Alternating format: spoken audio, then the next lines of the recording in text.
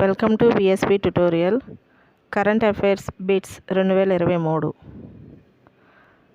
2000 నోట్లను ఉపసంహరిస్తున్నట్లు ఆర్బీఐ ఎప్పుడు ప్రకటించింది? 19 మే 2023. 2000 నోట్లు ఖాతాలో డిపాజిట్ చేసుకోవడానికి లేదా బ్యాంకులో మార్చుకోవడానికి ఆర్బీఐ ఎప్పటి వరకు సమయం ఇచ్చింది?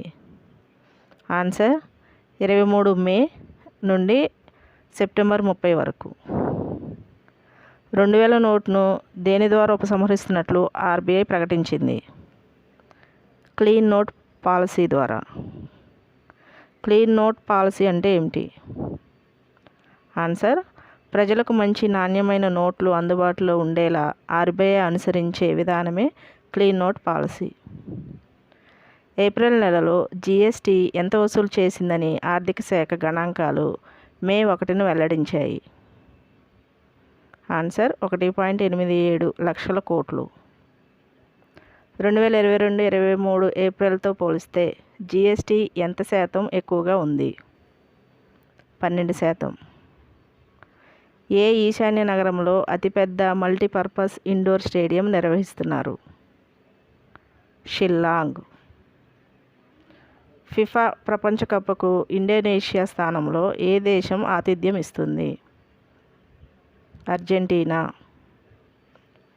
ఏప్రిల్ 21, 2023 స్టార్ స్పోర్ట్స్ తన బ్రాండ్ అంబాసిడర్గా ఎవరిని నియమించింది?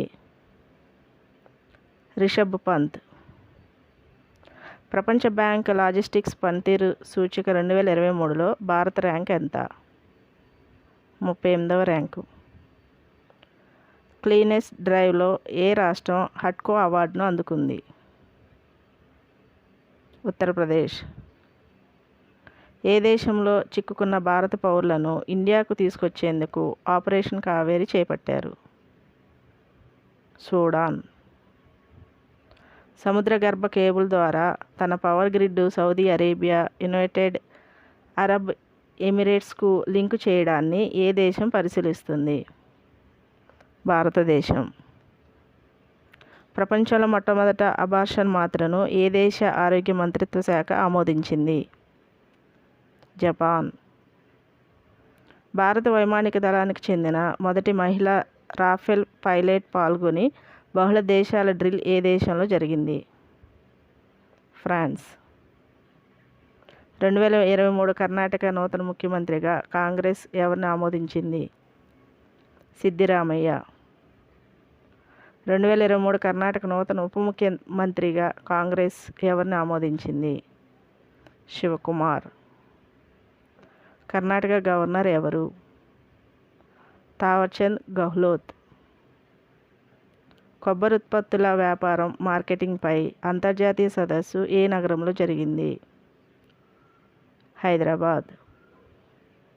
ప్రముఖ ఆర్థిక సలహాదారు అనంత నాగేశ్వరన్ ప్రకారం ఈ ఆర్థిక సంవత్సరంలో భారతదేశ జీడిపి వృద్ధి ఎంత?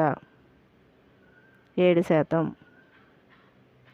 జనవరి 2023లో భారతదేశంలో జీఎస్టీ వసూళ్లు ఎంత? 1.49 లక్షల కోట్లు. తెలంగాణకు చెందిన చుక్కా సత్తయ్య ఏ కళకు జాతీయ స్థాయి గౌరవాన్ని కల్పించారు? ఒగ్గు కథ. ప్రపంచ మేధో సంపత్తి దినోత్సవం 2023లో ఏ రోజు నిర్వహించారు? ఏప్రిల్ 26. వరల్డ్ ఇమ్యునైజేషన్ 2023 ఎప్పుడు నిర్వహించారు? 24 నుండి ఏప్రిల్ 30 వరకు.